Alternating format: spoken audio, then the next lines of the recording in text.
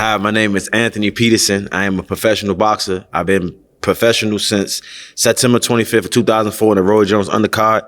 I am 39-1 as we speak right now with 25 knockouts. I'm from Washington, D.C., born and raised, and I'm into acting and modeling as well. And I plan on being a world champion very soon.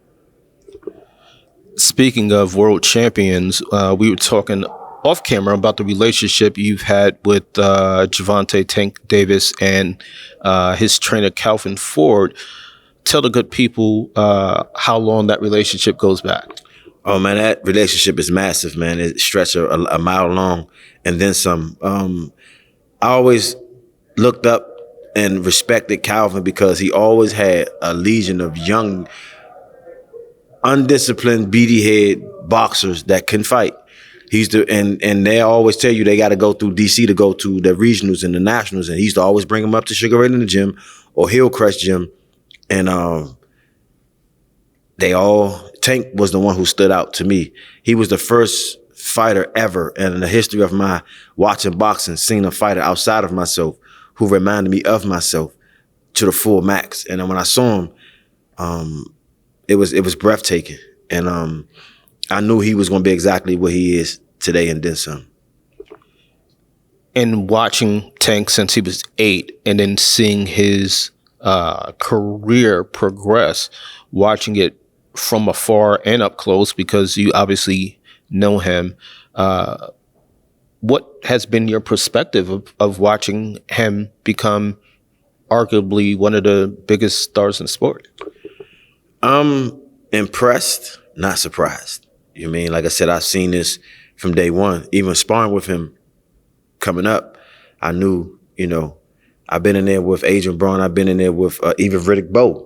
I've been in there with guys, heavyweight division, light heavyweight division, Jerry Hurd, DeMar Nicholson, and nobody power compared to Tank power. And not only that, he had power. What was the scary thing was his IQ. That's what really frightened me. Like, bruh, he hit this hard, but he still have a wittiness about he know where he's at all times in the boxing ring. Now, with Floyd being his mentor, showing him the ropes and showing him the pay-per-view side, that's something steep. You know what I mean? And I'm happy for what he accomplished, seeing his face all around this MGM, seeing his face all around the Vegas Strip. 10 years ago, people don't know this. When Floyd Mayweather fought the Robert Ghost Guerrero, Adrian Broner fought on the undercard too.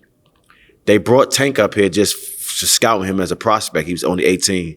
He was, I think he had like 3 or 4 fights. He was 5-0 or something like that. I remember the after party. This stands out to me so much because I never seen a person do something and want something this bad where he cried. He sat outside of the ropes of the after party that Braun and them was having, and he sat there and cried. And he was just huffing and puffing. And we was like, what's wrong? And when he finally got it out, he said, I want this shit so bad. I was like, wow. 10 years later, here we go. That's a wonderful story. You talk about, and I talked about this with Calvin and Leonard this week, everybody loves knockouts, and Tank is a knockout artist. Mm-hmm. But people underestimate his boxing IQ, his boxing skills. Why do you think that is? Because he get a lot of knockouts. Because a lot of people overthrow the fact that a lot of those knockouts was accumulated through. That's why his punch output was not that high, because he's studying in the beginning. He's trying to calculate how much distance, how much velocity he needs, how much defense he need, a lot of things that he need in an early stage to knock you out, and he's doing it. So that a lot of people from non-boxing fans who just, diehard MMA, blood sports, diehard, they just, going to say what they say. But, his IQ, that's what stood out to me most, that he knew what he was doing in there. So that's scary within itself, especially to be told that much punching power. Like, God damn. How do you think he will win tonight? Knockout. I think this would be the first fight where Tank get buzzed, though. I think this would be the first fight Tank might get possibly a flash knockdown. But I know and overall he was going to be victorious by knockout from 8 to 10 rounds. I'm saying 9, but from 8 to 10 but I'm going with the 9th round. Hopefully we get that great fight that you just predicted. Let's talk about you. There's a sense that you've been blackballed in the sport. Why is that? Why do you believe that? And I say this in a lot of my interviews. I say it a lot because a lot of people are oblivious to what's going on in boxing. Like I said, boxing don't have a national commissioner. And the key word is the N-word, national, NBA, N-word, NHL, N-word, NFL, N-word. It's a national thing. Boxing is the Wild Wild West. Who got the fastest gun? Who get theirs off first? Who's the more popular? Who's the most this? It's not who's the best fighter. It's not going to boil down to who can do it the best. It's who you know and what can you bring to the table. So, and let's keep it 100. Put Anthony Peterson on paper. I am born as fuck. As far as my lifestyle, I have no kids. I have no baby mama drama. I don't have even a fucking parking ticket. You know what I mean? A lot of things that comes along with boxing that's required for us, the antics outside, I don't have. So a lot of people would just get an ass whooping right now. They won't get no reward because a reward comes from the likes and views from different celebrities and different social websites and stuff like that. That's what makes boxing now. Look at Jake Paul and them. I've been boxing for 28 years. He's been boxing for 28 months, getting fights that I couldn't even dream about getting. You know what I mean? But I'm not mad at him. That's just the way things go. You know what I mean? So, you know, and that's why I brought Rick Ross in, Freeway Ricky, because that's a substitution for me.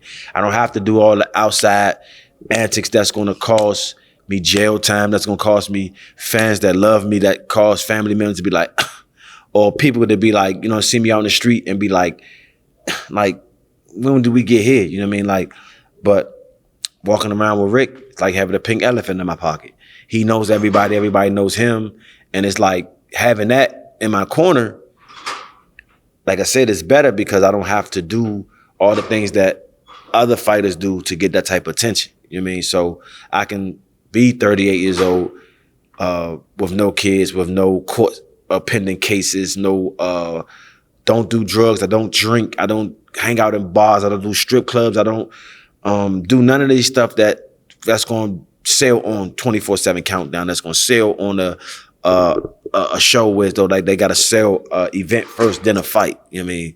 And those are things that I was lacking. But bringing Rick in, I feel like I know for sure it's working. Because every time we go out and we taking pictures with a variety of people, you always, hey, Anthony Peterson, I can see people look me in my eyes and say nothing. But Rick said, oh, you Anthony Peterson, like, damn. I'm like, nah, I just saw you look me dead in my eyes. You said nothing. But I have a marketing program. I have a person that can speak out for me, which is Rick Ross, a guy that's popular all across the world. You know what I mean? And your favorite celebrity is probably Rick's celebrity. You know what I mean? So that's how that go. Now, we were here today for the press conference between Adrian Broner and Bill Hutchinson. Bill was here. Adrian was not. You said you'd be willing to fight Bill if Adrian does not show up. But talk about how Broner has been a problem to himself in the sport of boxing. Adrian Broner been a problem to himself in boxing, but at the end of the day, it's sell tickets. It's sell tickets. And whatever my brother's going through right now, just know I'm riding with you. I'm with you. We go through stuff every day, and a lot of people, you know, criticize you and, you know, put you on a platform that I know that's not you. You know what I mean? And but when it comes to this boxing, we have to be more professional, bro. You know what I mean? Because a lot of people spend money, gas money, camera equipment, and there's not the most valuable thing was time. The time that people lost today, they can't get that back. You know what I mean? And they were here for you. You know what I mean? We were here for you. I literally didn't come for the press conference to call nobody. I came to literally hug you and congratulate you and shake your hand and let you know that I'm with you. But unfortunately, you couldn't make it. Whatever it is you got going on, you know, I'm your brother. You can call me, whatever. And but on the flip side, if you don't want to fight this guy, let your boy handle it. Because I'm telling you, I just talked to him in the hallway and I told him that if my brother, for some reason, can't do this June 9th situation, trust me. And I can sell an arena out. All you got to do is let me know what to do as far as like, and this is a Don King event, right? So only in America, I put something together to make, to make it sell. And that's why I'm at on that. Real quick, we talked about Tank versus Ryan. We have Devin Haney and Vasily Lomachenko in a couple of weeks. Who do you see winning that one and why? My brain's telling me Loma will eventually weigh him down mentally, but my heart wants Devin to. I want Devin to win. I really do, because I think all those guys, when I went to help Devin, well, I didn't help him. I just went up there, gave him like a couple of rounds for one day just to spar with him, just to see where I was at. Because you got an Asian fighter, 37 years old. You got a fighter that's in his prime, 2 weeks away from a world championship fight. You go in and handle yourself with him. That's, championship within itself. But I love Bill Haney. Love what he represents. Love how he handled himself. All the people in Devin Haney camp was tremendously good people. And I hope they come out with the victory. I really do. Finally, you recently signed a 6-figure contract. Tell us about that and when we can expect to see you in the ring next.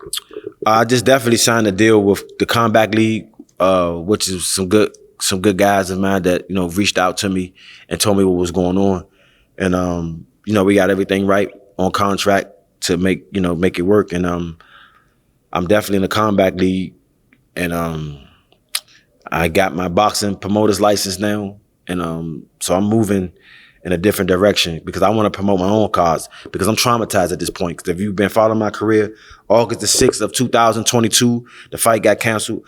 October 1st of 2022, the fight got canceled. And let me keep in mind, these fights getting canceled the day of or the day before.